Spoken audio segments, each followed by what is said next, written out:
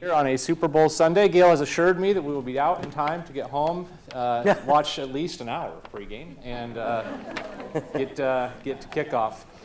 My name is Jeff Cleaver. I serve on the board of directors for the West Des Moines Historical Society, a position I've held for about 6 months now.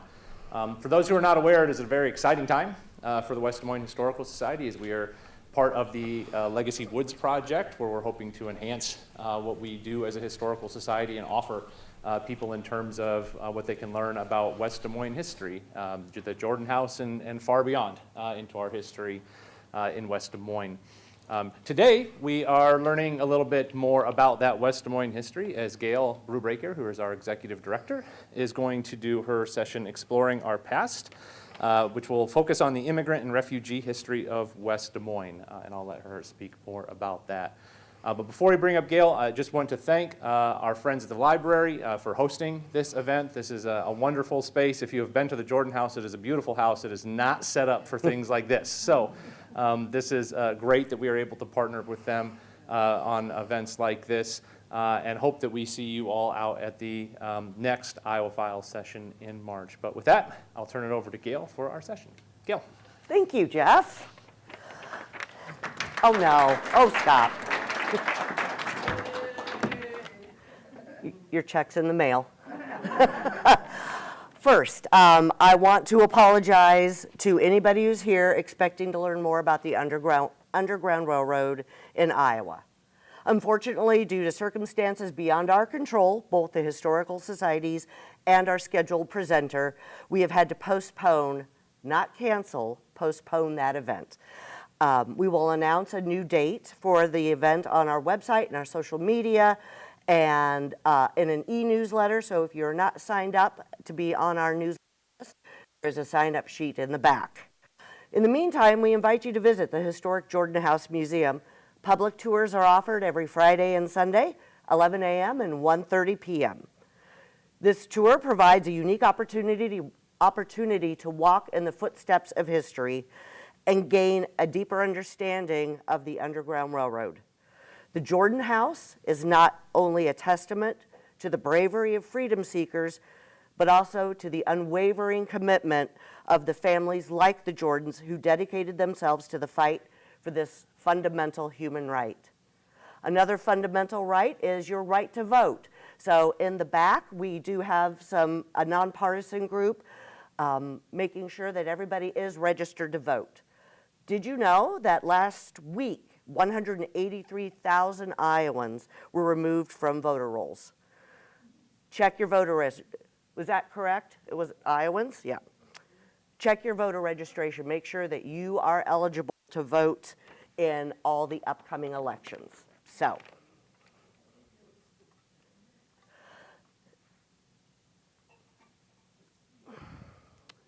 oh, come on.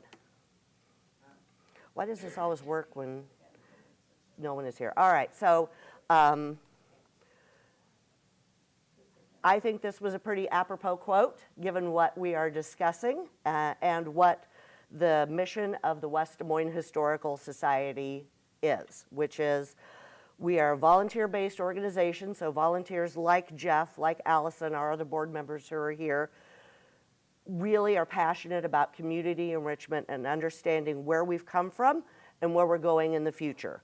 So an important part of where we were, where we came from, is our history of refugees and immigrants to what is now Iowa.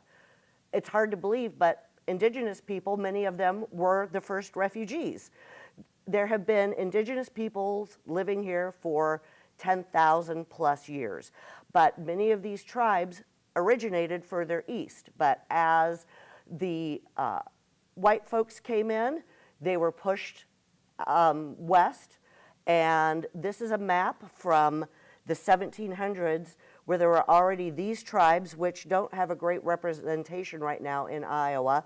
So you can see how this progress has affected these people, and they have become the first refugees. A lot of the territory in Iowa and to the west was divided up by the U.S. government, and different tribes were assigned different areas to live in. So this is all due to that concept of manifest destiny. So it is the idea that the white Americans were chosen. It was our destiny to move west and establish the entire continent for our civilization. So, immigration. There are 3 major waves of immigration to Iowa because of push-pull factors. So push factors are negative reasons that force people to leave. It pushes them out of their home country, while the pull factors are the things that are positive that pull people to your community. The push factors include poverty, conflict, discrimination, natural disasters, lack of access to health care, social mobility, things like that. Pull factors include freedom, the ability to get a job, to live your life. So that is a big pull factor that brought a lot of refugees and immigrants to our state. So the first wave was really those early Europeans that came here. The French explorers were here first. They were looking for beaver, lead, all of these natural resources, and that brought them to Iowa. So the really big first wave came in the 1830s when a lot of those settlers came from Ohio, Pennsylvania, New York. My family came from Kentucky, which you can tell through my accent. So agriculture was really the big pull to immigration. And of course, one of those early immigrant families were the Jordans. It's more than just a mall. So James and Melinda Jordan came here in 1846, and they were the first permanent Anglo settlers to this area, which is why they get the mall named after them. James Jordan had a tremendous impact on the history of West Des Moines, probably most well known as a conductor for the Underground Railroad. These are the Harpers. These are 2 individuals who were part of this last trip that John Brown brought through in 1859. There is a long history of these refugees escaping to freedom that chose to stay in our community. Henry Bell, the other gentleman pictured here, was one of those people who came here as part of the Underground Railroad and stayed and thrived in Des Moines. So his impact was also very powerful because he helped bring the railroads to this community. Railroads are a big driver of immigration because of the workforce that's needed. So we can really see that in the history of Valley Junction. So a lot of the first immigrants that came here were Mexicans who worked in the beet fields, sugar beet fields, which I didn't know Iowa had a long history of sugar beets. In fact, in the 1920s, beet profits were higher than any other crop. We were king sugar beet, not king corn. They can only be grown in the northern part of the state, so Mason City had a huge processing plant up there. So that is why a lot of Mexican-American families are still there. A lot of them came to be part of the railroad. In Valley Junction, they came because they were really recruited by the railroads to come and work because some of the white workers went on strike in the 20s, and a lot of those immigrants who were from European countries went back to fight during World War I. So there was a lot of opportunity and a lot of need for other people to come in and work. And also the Mexican Revolution was just reigning terror, so that was a push factor that brought a lot of these families to West Des Moines. So, and a lot of these pictures are from West Des Moines families, which I think is just fantastic. Some of them came directly to West Des Moines, primarily the men, especially the single men. And then as they had more opportunity and everything firmed up, that is when they started bringing the families, the women and the children. A lot of them lived in boxcars in what is called Hyde Park, which I'll show you a map of a little later. So by the turn of the century, there are over 400 railroad families in West Des Moines, in Valley Junction at the time. Another pull factor was the Great Migration, the moving of African Americans up north to find jobs. So a lot of them, again, started finding careers and opportunities along the rivers. So there were jobs working in manufacturing and heavy moving crops up and down the river and things like that. So that is really where they started and then moved into the interior, especially when they were recruited to come.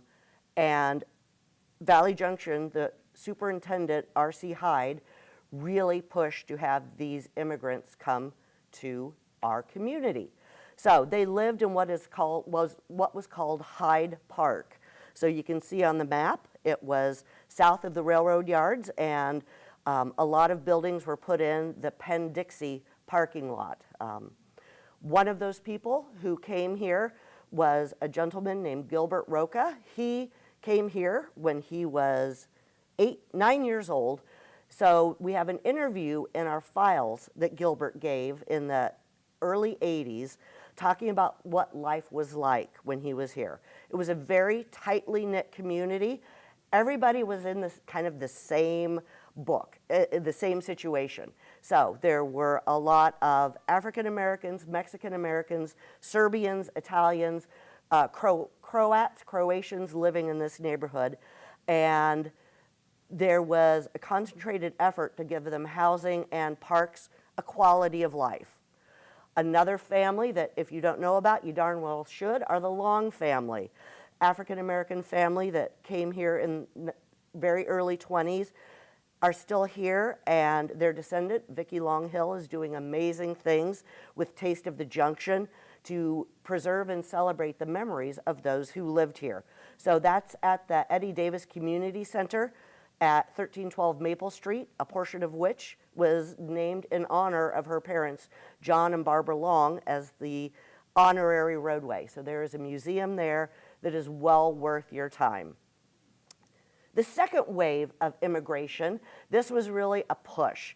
Political revolutions, repressive reactions, all of that really swept through Europe, and that really pushed a lot of settlers and people to try to escape and come to the United States. Also, potato famines. That was a very big deal. People were starving. Railroads were really pushing immigration. They wanted people to come to the Midwest. And in fact, there is an article in October 22nd, 1905, Register and Leader, talking about immigrants and their value to the West. I'm not sure if you can see it on this one, but part of the value that this author of this article said was that these new immigrants would come here and show the blacks how to work. So that was the value of them. Also, pay attention to this language that's in there. There's plenty of land, but no one to work it. And then this description of the immigrants who are available. Chattering Italians, fair-haired Teutons, Germans. Curly-haired giants from Denmark.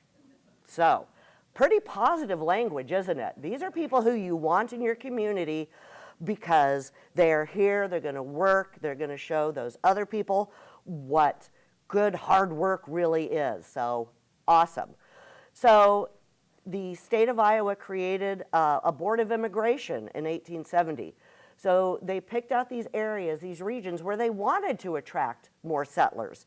So obviously Germany, Holland, Scandinavia, bunch of blonde countries. They wanted them to come to Iowa. And to that extent, they issued a handbook. So printing thousands of copies in different languages, and they sent people overseas to distribute these handbooks and try to get these classes, these hard workers, to come to Iowa. Unfortunately, Iowa was on the very tail end of doing these sort of things. Other states were a lot ahead of us, so it was not as successful as they would have hoped. The other problem is the Scandinavian language printing of this Iowa immigration book burned up. All of them burned up in the Great Chicago Fire of 1871. So there weren't a whole lot of copies left. And dang, they really wanted those fair-haired Scandinavians here to do the work. Also, after the first printing, a real wave of anti-immigrant sentiment swept the country and Iowa. So the state refused to allocate funds for a second printing. So then it was up to railroads to really advertise Iowa's charms and the reasons for coming here. So think about the global situation right before World War I. There were a lot of people moving around the world. So Iowa was especially attractive because a lot of them were agricultural workers. A lot of them had experience working in coal mines. So this is a map showing central Iowa coal mines. There were a lot of them. We're probably on top of a coal mine. So there were just a whole lot of opportunities. So here's where it gets kind of personal. Who among you, if you feel comfortable, is of Irish descent? Like honest to gosh Irish descent, not like me on St. Patrick's Day. It's like, woo, green beer. Okay. Here's some reactions to the Irish immigrating to the United States. The Cedar Rapids Times published a commentary about these orange riots. They happened in New York, in Montreal, and it was rival groups of Irish, Catholics and Protestants fighting. I love the fact that this person is downgrading the Irish, but they still had a misspelling in their quote about accepting American interpretation of religious and civil liberty.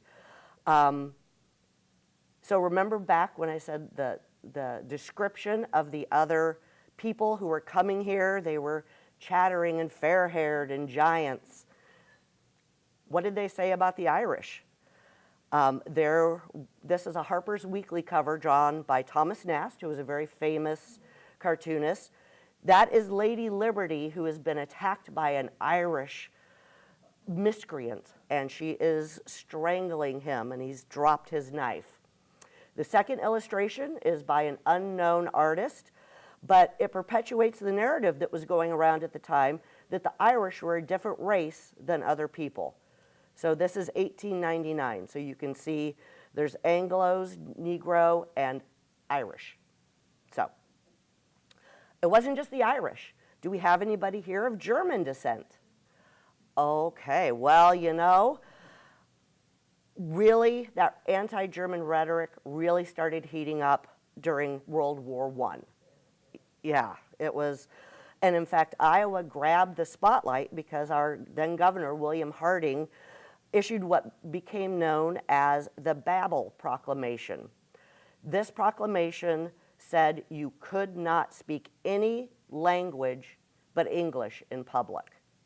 That included churches, church services, phone conversations, but the problem is there are a lot of people who don't speak English, but they're not speaking German. The Dutch speakers in Pella were quite horrified by this, but they found themselves caught up in this law. So they really had to find somebody who could come and do church services and things like that in English. So the Danes, the Dutch, the Norwegians all protested when they could no longer hold church services in their own language. There was just a general derision of this proclamation, and it was dropped fairly soon. But that gives you an idea of the enmity against Germans and German Americans. In fact, former President Teddy Roosevelt had a really despised people that he called hyphenated Americans. So you can see these folks are split in half.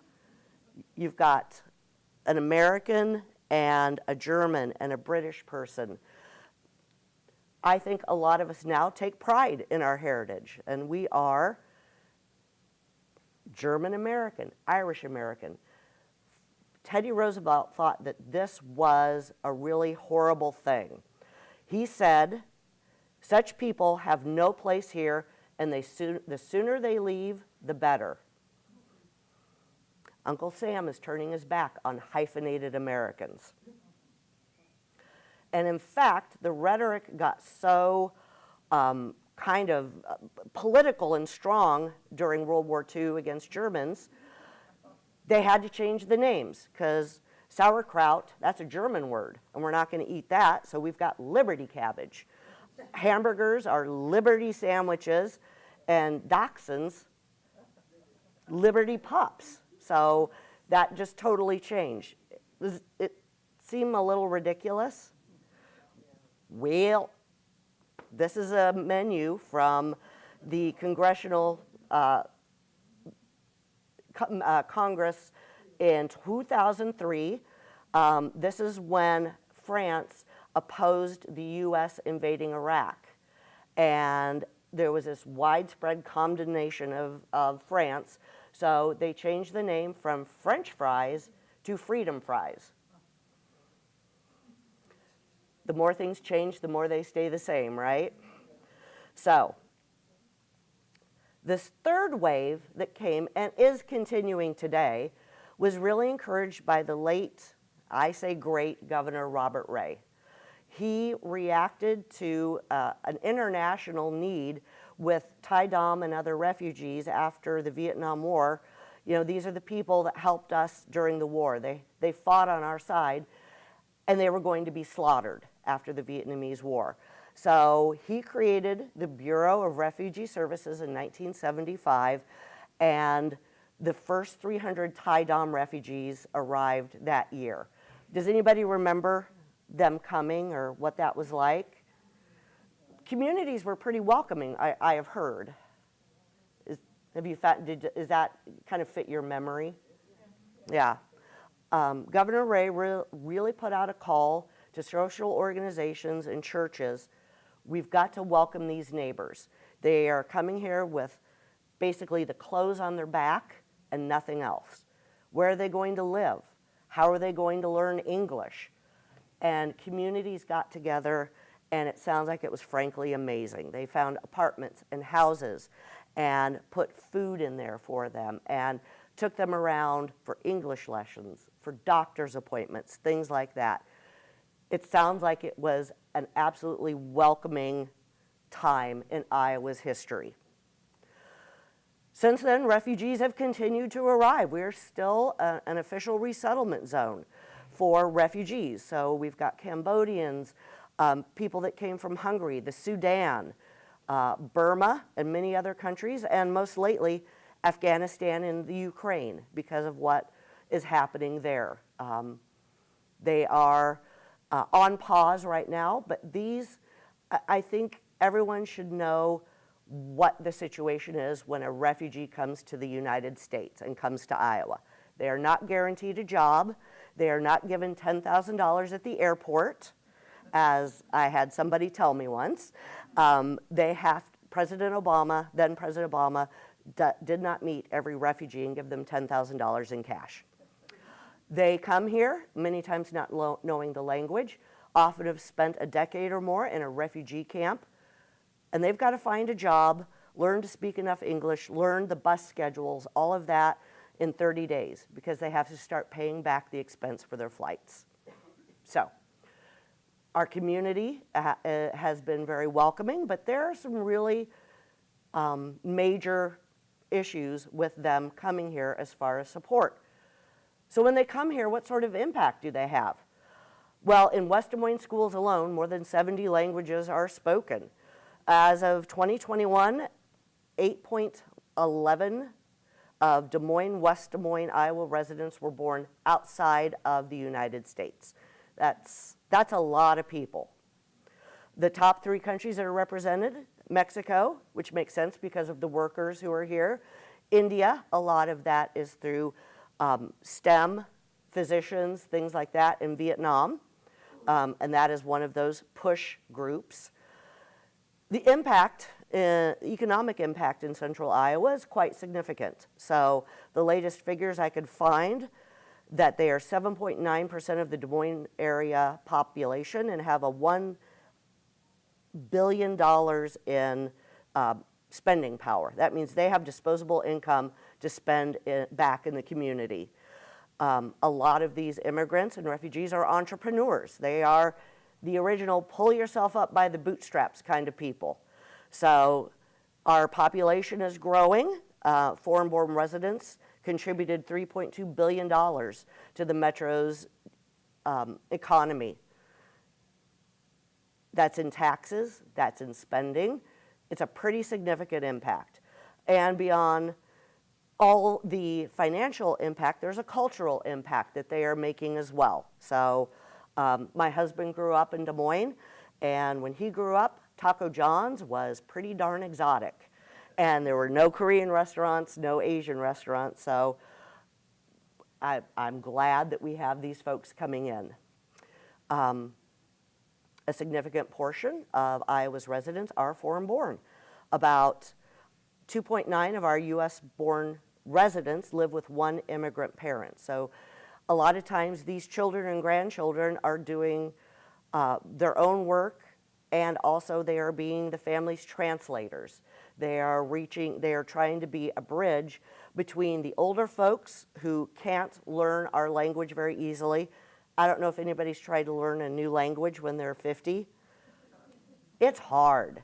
So thank goodness there are these kids who have better, more nimble minds so they can be translators. Many of them are naturalized citizens. They are here, they have work visas. They are a significant portion of agriculture, healthcare, food service, and manufacturing sectors.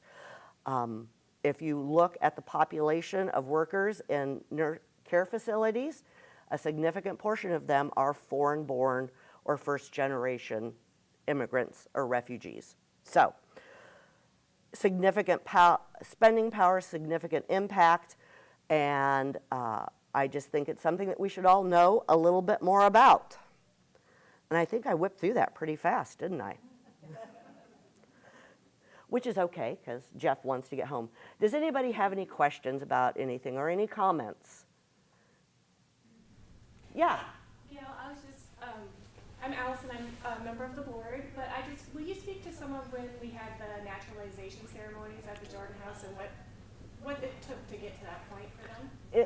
It is years and years and years of paperwork, of proving your financial stability, and taking a citizenship test. Has anybody tried one of the citizenship tests that are online? Did you pass? Thumbs up, okay. Oh, okay. Fellow nerds unite.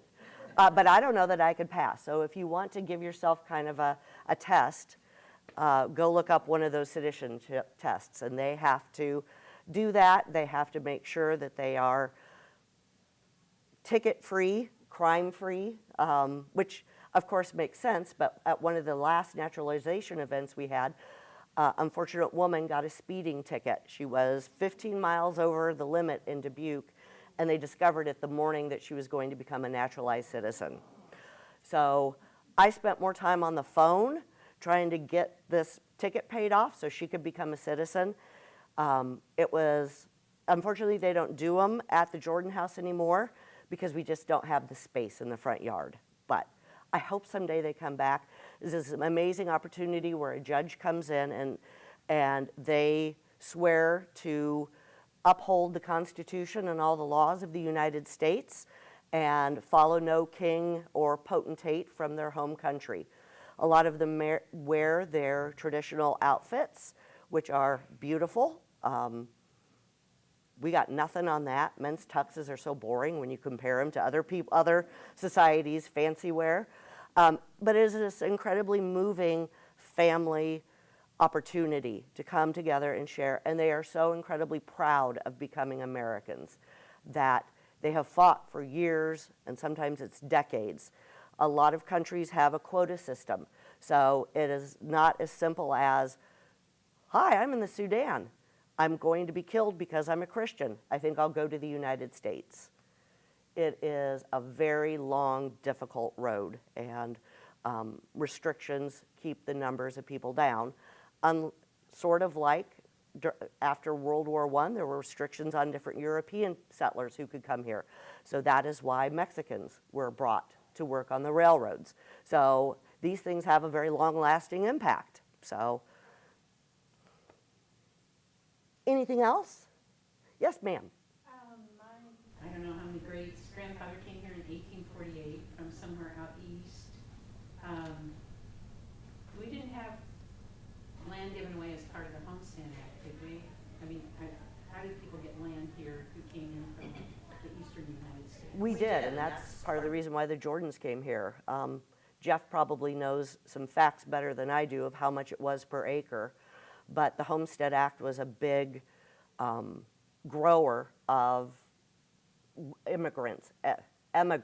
So immigrants are people coming from outside the country. Emigrants, are people who are already here and then moving to a new place. So that really supported a lot of emigration.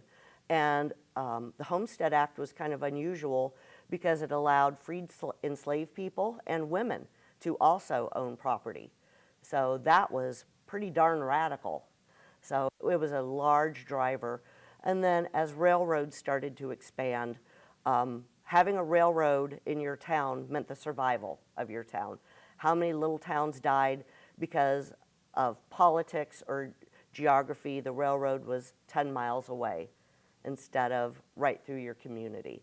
So they needed people to come work on the railroads, and people wanted to farm those areas near the railroads because they knew they'd have greater access to send their crops and their animals to market. That's why James Jordan brought railroads to this area, because before that he was having to load his cattle onto barges and barge them down to St. Louis.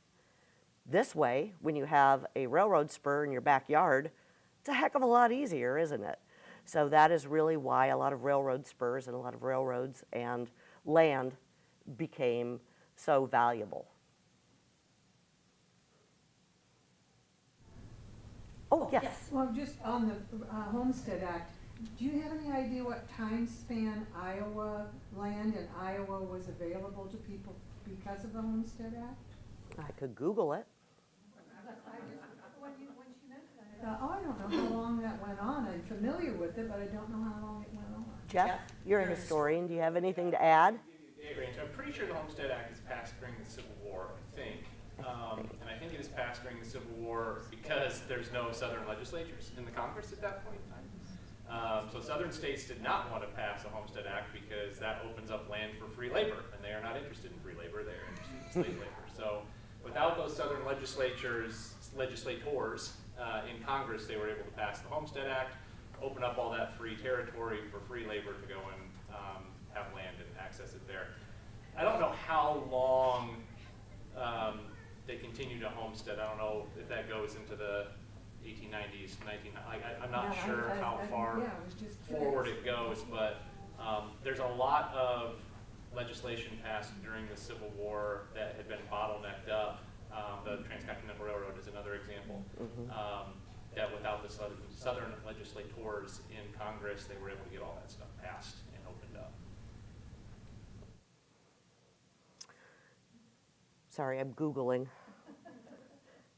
what the, so it looks like it was 40 acres, homesteads. The maximum acreage you could have in an urban community was a half acre, and you could have 40 acres.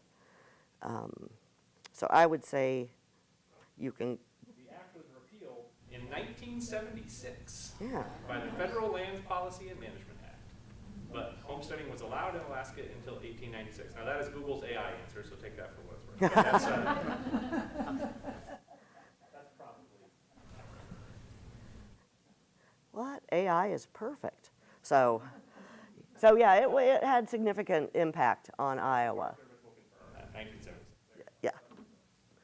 Yeah, but the railroads were really a huge driver nationally of immigration because they needed the work, and it was dangerous work. If you come to the Jordan House, we have a book of death certificates from the 1880s, and Dr. George Hannawalt, who was James Jordan's son-in-law. One of the deaths that we have pulled out and chosen to spotlight is a railroad worker at Valley Junction who was taking a nap during his lunch hour, and a boxcar jumped the rail and hit him. Thank goodness for morphine, because it took him about 27 hours to die, according to. So there's no OSHA, there's no protection for workers. So there's absolutely no reason for businesses to try to keep workers alive, because you got a whole bunch of them just coming down the pipeline. So that's another reason why recruiting was so strong. All right, if no other questions, I'm going to let you go and watch some football or the Puppy Bowl. David is going to be giving our program next month. He's going to be talking about the impact that Iowa's had on NASA and the space race. So he is very smart about that. So it's going to be really great. Yes, Jeff? Just put a brief plug in for Adopt a Log. Oh, sure. So if you want to be part of West Des Moines history, the West Des Moines Historical Society is working with the city of West Des Moines, who are awesome, by the way. And I'm not just saying that because Allison is our city liaison onto the board. We're putting together a historic log cabin. And we need your help raising the walls of this log cabin. So you can adopt a log. We have about 30 names you can choose from. No, you don't get exclusive rights to Loggy McLogface. I'm so sorry, but you can also choose your own log, your own name, and you're going to be part of helping us bring history to this campus of Legacy Woods. So we are a friend and partner with the city of West Des Moines. We are not an agency or part of the city of West Des Moines. All thoughts and views that are expressed today are primarily mine. So don't come after the Historical Society or the city. And we appreciate all of your support. Our members and donors are the ones who help us do things like welcome over 4,300 visitors to the Jordan House last year, to programs and services. One of those services that we offer are, I'm more than happy to come to your community group, your church group, your PEO. If you feed me lunch or breakfast, it's even better. I would love and come and talk to you about the Underground Railroad and the Jordans in the history of West Des Moines. So this is how you get hold of me.